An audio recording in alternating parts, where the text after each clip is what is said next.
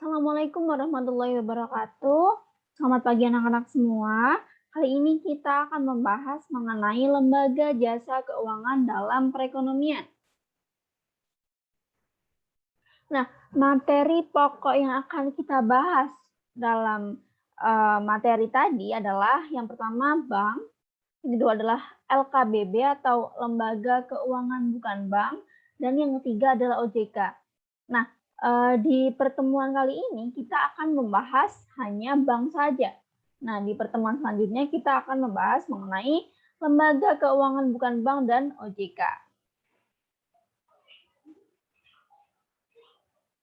Nah, sekarang Ibu tanya ke kalian semua, di manakah kalian menyimpan uang? Apakah di dompet? Kalau misalnya uangnya, misal uang lebaran tuh kan nggak cukup kalau misalnya ditaruh di dompet. Apakah kalian akan menabung di ini, celengan?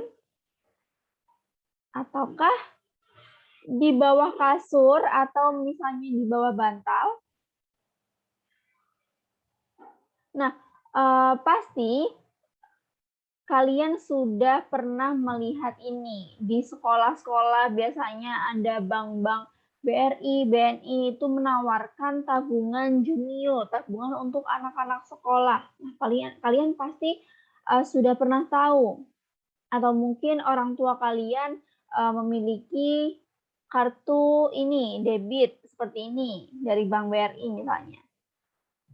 Nah, jadi hal ini, kartu-kartu ini adalah salah satu produk yang ditawarkan oleh lembaga jasa keuangan perbankan yang akan kita bahas nanti. Nah, kalian juga pasti sering melihat ATM ini di mana-mana. Pasti di setiap sudut, di setiap pojokan ada ATM.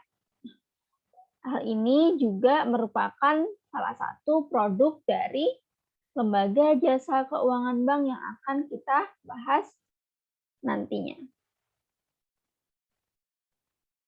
Oke, kita masuk ke materi bank dengan pokok bahasan. Yang pertama adalah pengertian bank, yang kedua adalah fungsi bank, yang ketiga jenis bank, yang keempat adalah prinsip kegiatan usaha bank, dan yang kelima adalah produk-produk bank. Yang pertama adalah pengertian bank.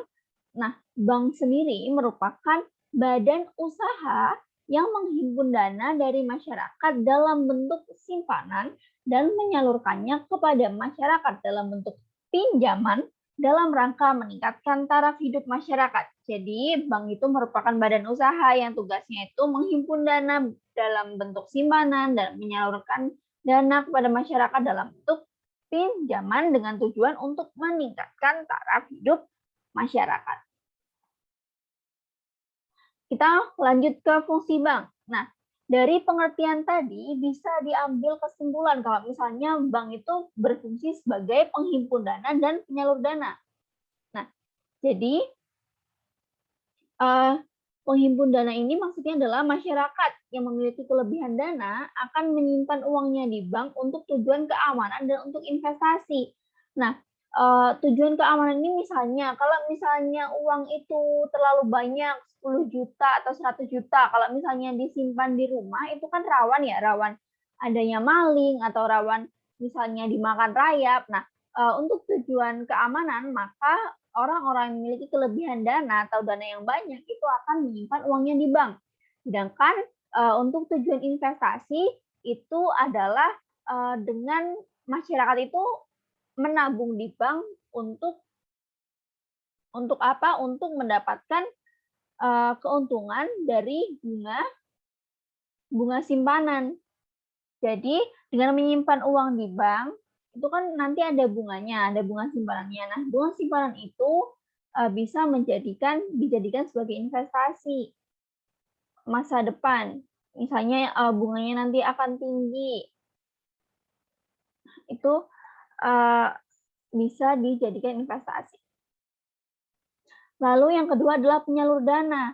Nah, bank itu menyalurkan dana kepada masyarakat dalam bentuk kredit atau pembiayaan dan akan memperoleh pendapatan dari bunga atau bagi hasil.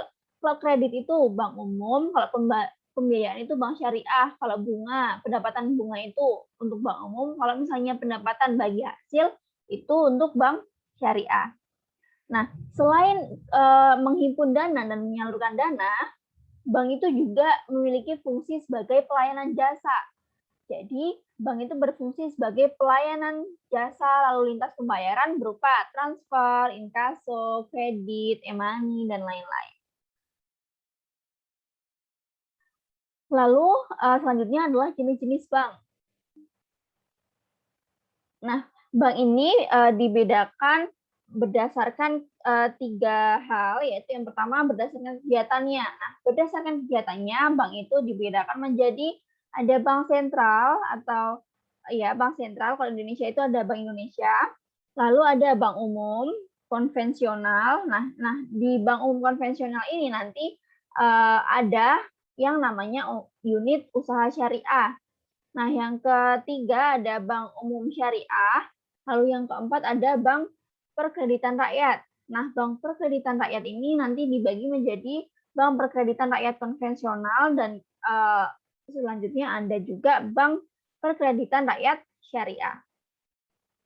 Lalu menurut badan hukumnya itu ada bank yang badan hukumnya adalah perseroan terbatas atau PT, ada juga yang badan hukumnya koperasi, dan ada juga yang badan hukumnya adalah perusahaan daerah.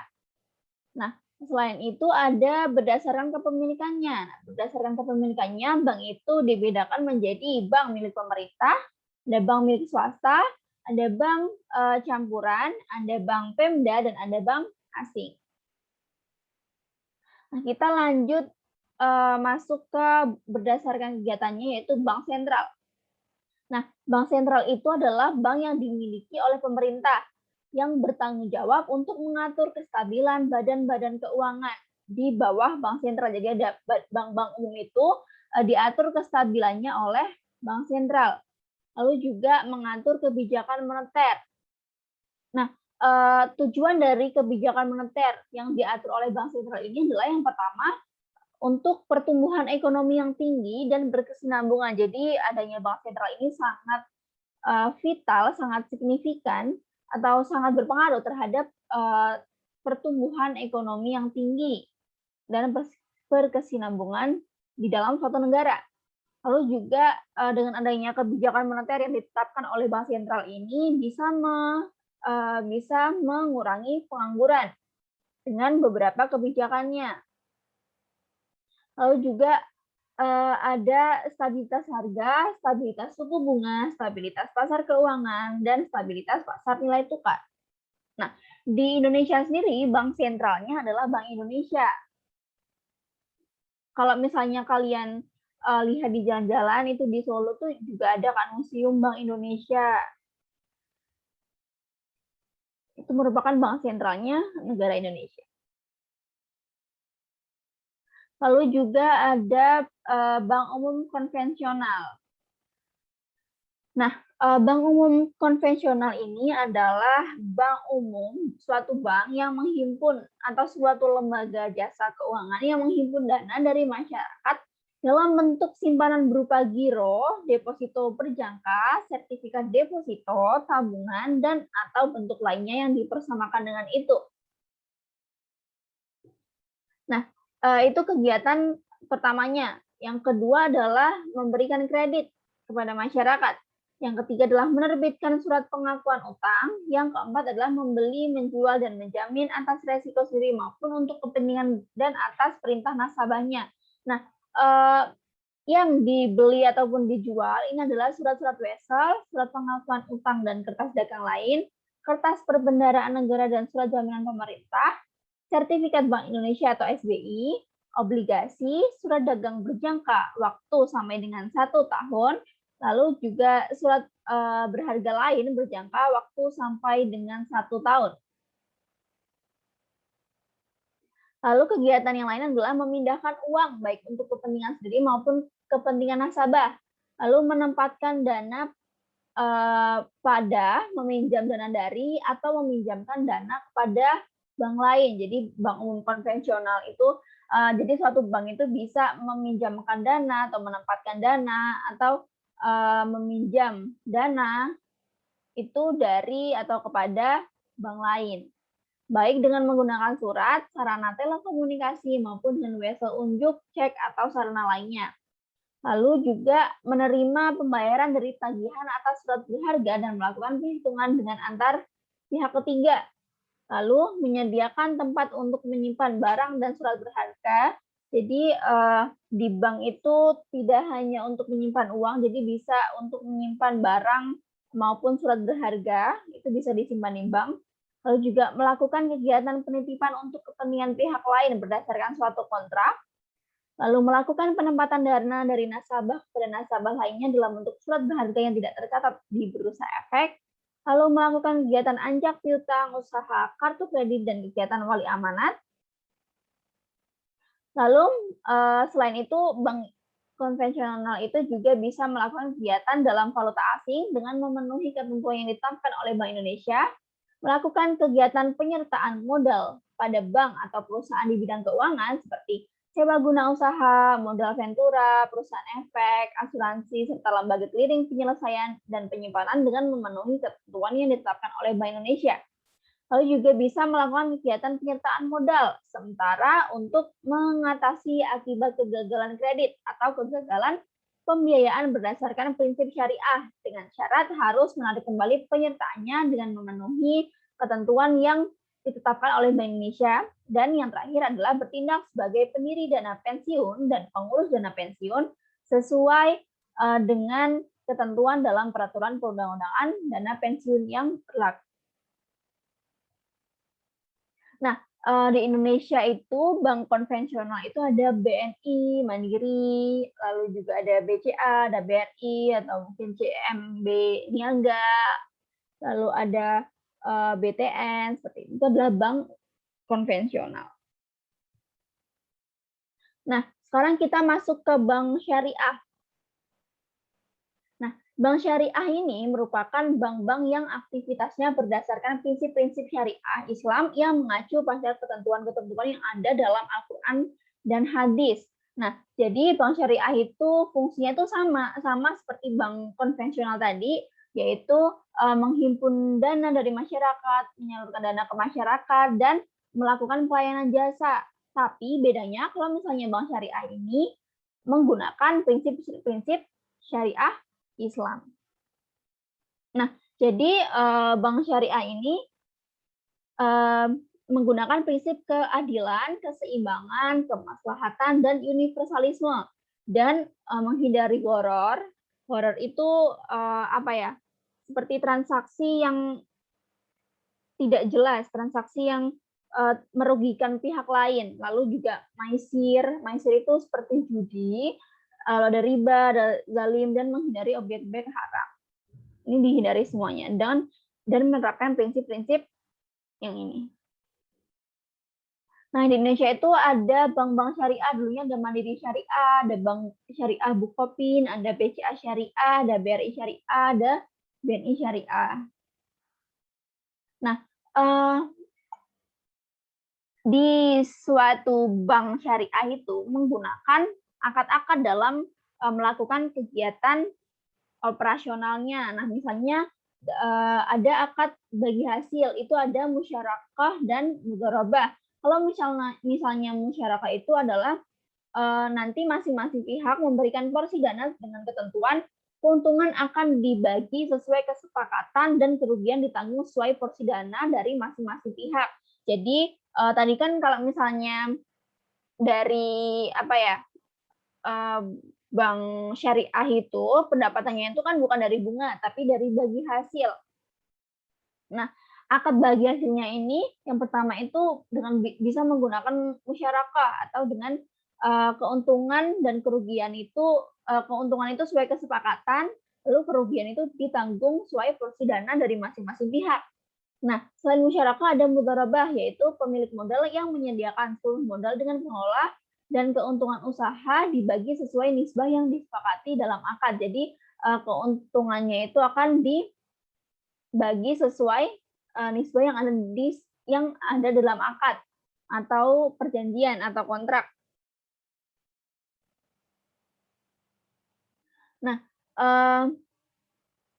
selain bagi hasil itu ada juga akad jual beli atau kegiatan jual beli dari bank syariah. Itu ada murabahah, yaitu harga serta keuntungan yang disepakati pihak penjual dan pembeli. Pembayaran dapat dicicil atau sekaligus. Pembeli membayar dengan harga lebih sebagai keuntungan yang sudah disepakati bersama. Jadi misalnya suatu bank syariah itu menjual suatu produk, nah itu nanti pembeli atau nasabahnya itu akan membayar dengan harga yang lebih sebagai keuntungan yang sudah disepakati bersama. Lalu ada salam, yaitu akad pembiayaan dari suatu barang dengan cara memesan. Pembayaran harga dilakukan terlebih dahulu. Jadi memesan terlebih dahulu, lalu pembayaran itu dilakukan terlebih dahulu, jadi memesan dan membayar terlebih dahulu sebelum membeli suatu barang. Lalu ada istisna, pembiayaan barang yang diwujudkan dalam bentuk pemesanan dan pembuatan barang. Nah, tadi sudah ada bagi hasil dan jual beli. Sekarang adalah akad sewa. Nah, akad sewa ini ada dua, ada ijarah dan ijarah muntahiyah bitamlik. Kalau misalnya ijarah, ini adalah penyediaan dana dalam rangka untuk memindahkan hak guna atau manfaat sebuah barang atau jasa. Transaksi sewa tanpa perlu diikuti pemindahan kepemilikan dari barang tersebut. Nah, jadi ijarah ini, sewa ini adalah memindahkan hak guna atau manfaat sebuah barang atau sewa itu tanpa perlu diikuti pemindahan kepemilikan. Jadi misalnya kepemilikannya itu milik A, misalnya disewa oleh B, B-nya misalnya disewa oleh B, maka kepemilikan atas barang tersebut itu masih di pihak A. Nah, sedangkan ijarah muntahiyah bitamlik itu akad penyediaan dana untuk memindahkan hak guna sebuah barang atau jasa dengan opsi pemindahan dari kepemilikan barang. Jadi kalau misalnya ijarah tadi itu tidak diikuti pemindahan kepemilikan barang, kalau misalnya ijarah muntahiyah bitamlik itu diikuti dengan opsi pemindahan dari kepemilikan barang apabila barang tersebut disewa. Nah, selain akad sewa itu juga ada akad pinjaman, yaitu qard, akad pinjaman dana kepada nasabah. Nah, ketentuan yang ada dalam akad ini adalah nasabah wajib untuk mengembalikan dana yang sudah ia terima dalam jangka waktu yang sudah disepakati. Nah, sekarang ini bank-bank syariah BUMN, kan bank BUMN itu ada BNI, BRI, Mandiri kan.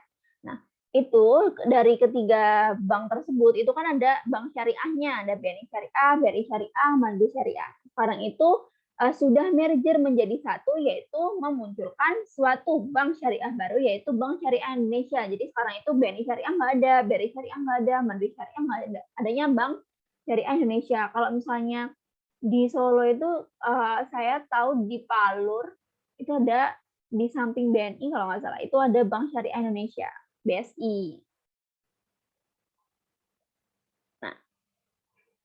Nah, tujuan dari merger BSI atau Bank Syariah ini adalah untuk menjadi 7 besar bank di Indonesia. Jadi biar Bank Syariah itu bisa menjadi 7 besar Bank Indonesia dengan dengan aset yang sebesar ini, itu dengan merger 3 bank tadi itu diharapkan akan menjadi bank yang 7 besar bank di Indonesia. Nah, lalu juga ada Bank Perkreditan Rakyat. Nah, BPR atau Bank Perkreditan Rakyat adalah bank yang menerima simpanan dari masyarakat hanya dalam bentuk deposito berjangka, tabungan, dan memberikan pinjaman kepada masyarakat. Kalau misalnya bank umum tadi kan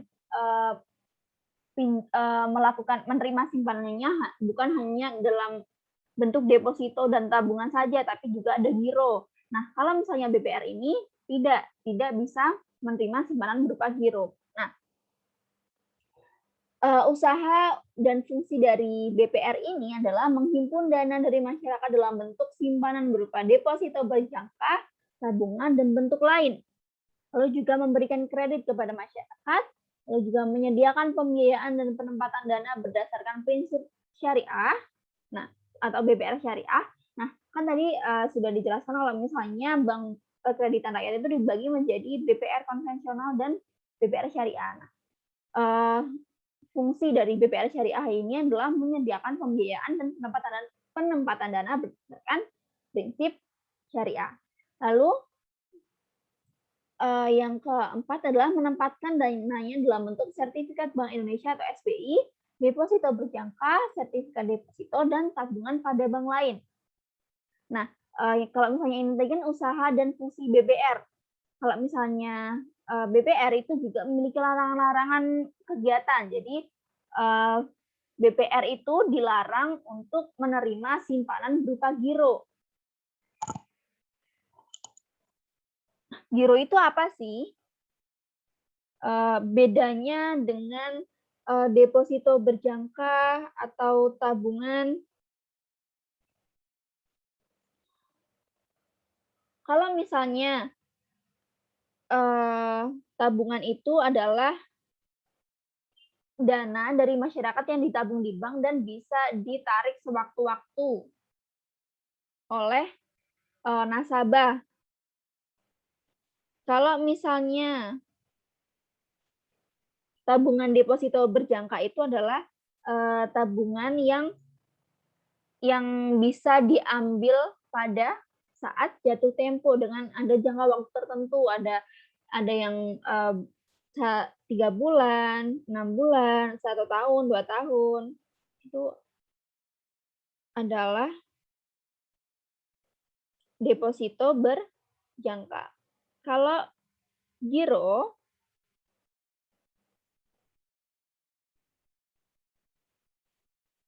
kenapa kok BPR itu nah giro itu merupakan apa ya? Cara pembayaran yang hampir merupakan kebalikan dari sistem cek.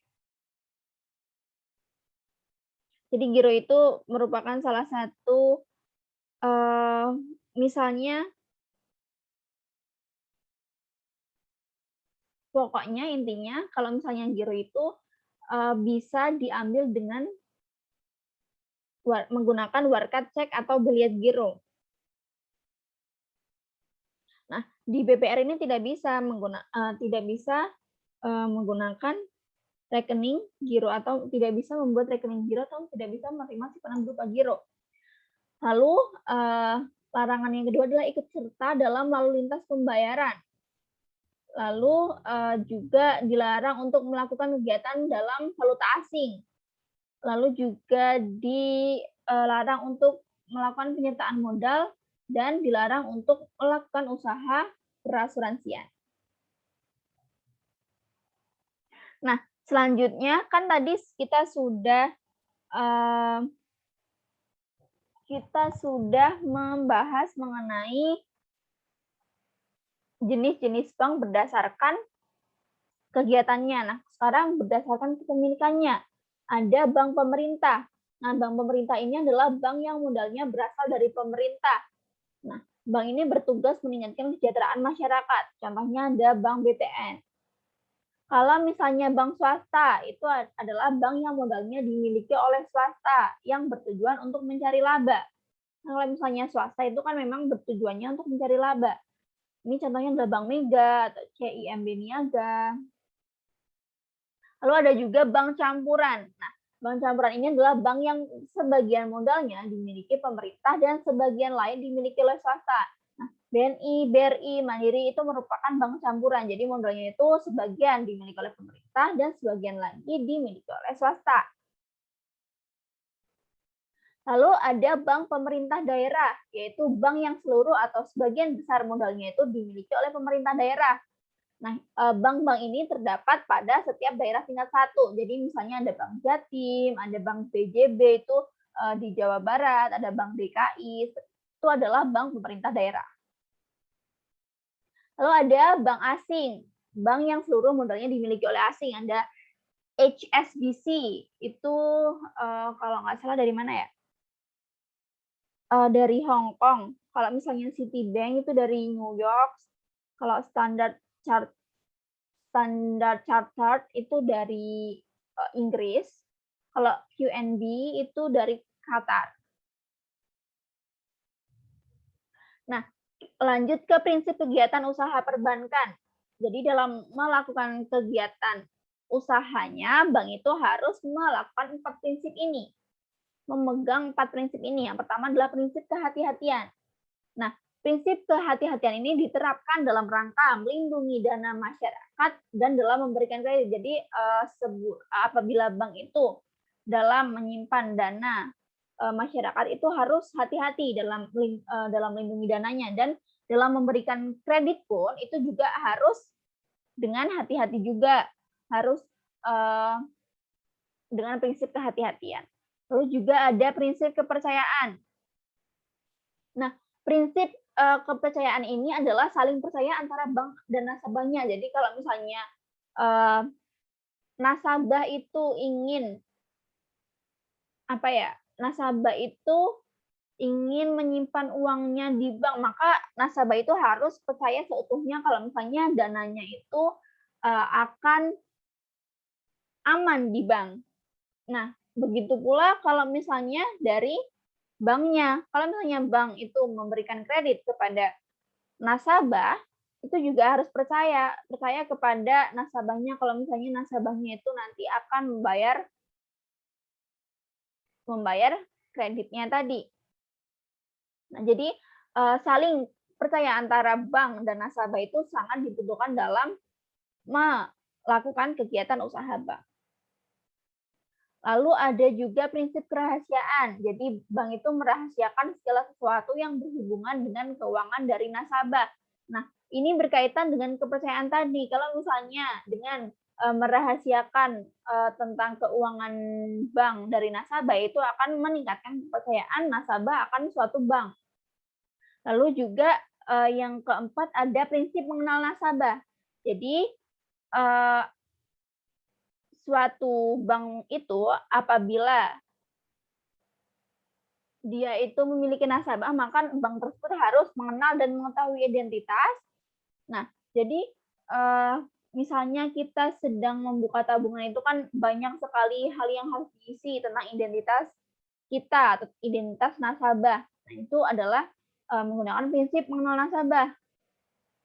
Selain itu juga memantau kegiatan transaksi nasabah, lalu melaporkan setiap transaksi yang mencurigakan. Setelah itu ada produk-produk perbankan. Nah, yang pertama itu ada kredit pasif. Kredit pasif itu maksudnya adalah simpanan. Nah, simpanan yang pertama adalah giro atau simpanan atau tabungan nasabah yang dapat digunakan sebagai alat pembayaran, misalnya cek, biliet giro. Kalau misalnya deposito berjangka, itu uang yang disimpan nasabah di bank dengan jangka waktu penarikan yang ditentukan, misalnya 1 bulan, 3 bulan, 6 bulan, 1 tahun, 2 tahun. Nah, kalau misalnya seseorang itu menyalurkan dana ke bank, seorang itu menabung di bank dalam bentuk deposito, mendepositkan uangnya di bank dengan waktu 1 tahun. Nah, kalau dengan bunga misalnya dengan bunga 15%. Nah, kalau misalnya dalam 1 tahun ini si orang tersebut, orang yang mendepositkan uangnya itu diambil benar-benar saat jatuh tempo, yaitu di 1 tahun setelah mendepositkan uangnya, maka ia akan mendapatkan keuntungan berupa bunga 15% tersebut. Tapi kalau misalnya tiba-tiba ternyata orang tersebut membutuhkan dana, jadi depositnya tadi ditarik sebelum 1 tahun, jadi misalnya di bulan ke-10.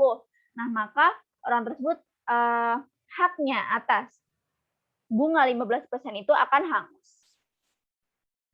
Lalu ada tabungan. Tabungan ini simpanan yang dapat ditarik setiap saat. Dengan mesin ATM itu kan bisa ditarik jam berapapun. Itu kan bisa, tabungan seseorang itu bisa ditarik. Lalu ada deposit on call. Nah, tabungan ini dapat diambil setelah ada pemberitahuan terlebih dahulu dari penabung, makanya disebut deposit on call.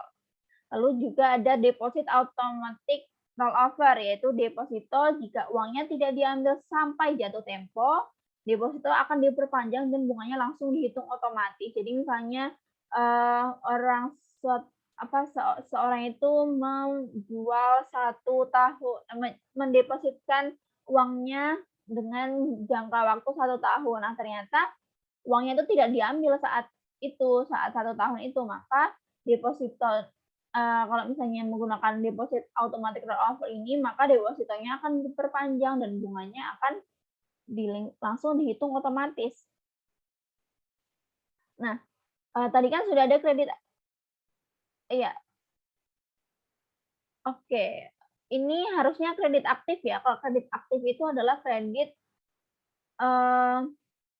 pinjaman. Anda rekening koran, yaitu kredit yang diberikan sesuai kebutuhan dengan jaminan surat berharga, barang bergerak, harga tetap, dan bunga itu dihitung dari jumlah uang yang terpakai. Lalu ada letter of credit, itu adalah pinjaman yang diberikan suatu bank kepada nasabah dengan membayar harga beli suatu barang setelah memperlihatkan bukti pembelian barang. Lalu ada kredit accept, yaitu kredit yang diberikan bank dengan cara menandatangani accept yang ditarik oleh nasabah. Setelah accept ditandatangani oleh bank, accept itu dapat dijual oleh nasabah. Lalu ada kredit dokumenter, yaitu kredit yang diberikan bank kepada nasabah atas jaminan dokumen yang diserahkan di bank. Lalu ada kredit dengan jaminan surat-surat berharga, yaitu kredit yang diberikan oleh bank untuk membeli surat-surat berharga. Nah, selain itu ada jasa-jasa perbankan, ada jasa beli valuta asing. Di bank itu biasanya bisa jual beli valuta asing. Lalu juga jasa penyimpanan uang atau penyimpanan barang atau mungkin surat-surat berharga. Lalu juga ada transfer uang, jasa transfer uang. Itu kan bisa melalui ATM atau mungkin melalui mobile banking atau SMS banking atau mungkin melalui teller, itu bisa. Nah, lalu juga ada pemberian jaminan. Lalu ada jasa kartu kredit. Kalau misalnya kartu kredit itu kan kita misalnya belanja dulu, kita keluar uang dulu, baru nanti pembayarannya di akhir. Kalau misalnya kartu debit, itu kan kita misalnya belanja memakai kartu debit, itu kan uangnya sudah ada di tabungan kita. Jadi uangnya diambil dari tabungan kita. Kalau kartu kredit itu tadi pembayarannya ada di akhir. Ada cek perjalanan, lalu ada inkaso, lalu ada ATM yang sering dijumpai di jalan-jalan, lalu ada e-banking atau mobile banking. Nah, kalau misalnya kalian punya e-banking atau mobile banking, itu pasti kalian akan susah berhemat karena dengan kemudahan untuk mentransfer, untuk pembayaran misalnya Shopee atau Tokopedia itu kan gampang sekali ya dengan adanya mobile banking. Itu memang memudahkan nasabah tapi juga sulit untuk berhemat nantinya. Lalu juga ada e-money, misalnya ada Mandiri e-money. Ini ada contohnya inkaso. Ini ada ATM, ini kartu kredit, kartu debit. Lalu juga ini ada mobile banking. Nah, setelah ini kalian akan diberikan tugas kelompok, yaitu membuat sebuah infografis mengenai bank konvensional versus bank syariah. Jadi kalian silakan cari perbedaan-perbedaan antara bank konvensional dan bank syariah, dan itu nanti dibuat dalam bentuk infografis. Nah, carilah informasi dari sumber yang relevan dan dapat dipercaya, jangan dari blog-blog yang tidak dapat dipercaya. Mungkin kalian bisa dari web Bank Indonesia, atau mungkin dari buku, atau mungkin dari jurnal. Cantumkan referensi di bagian bawah. Lalu kumpulkan dalam bentuk JPG atau PNG di link yang nanti akan saya sediakan. Ini ada pembagian kelompoknya. Lalu ini ada contohnya, contoh infografis tadi antara bank konvensional versus bank syariah. Atau mungkin seperti ini. Kalau ini kan tentang pasar uang, pasar modal syariah ya. Kalau misalnya, tapi kalian tetap harus membuat tentang bank konvensional versus bank syariah. Ini coba contohnya saja. Oke. Sekian materi bank kali ini. Silahkan dipelajari lagi di buku-buku. Mungkin yang saya tampilkan ini belum semuanya belum mencakup semuanya, jadi kalian harus tetap mencari referensi-referensi dari sumber yang lain. Oke, terima kasih atas perhatiannya, semangat terus. Wassalamualaikum warahmatullahi wabarakatuh.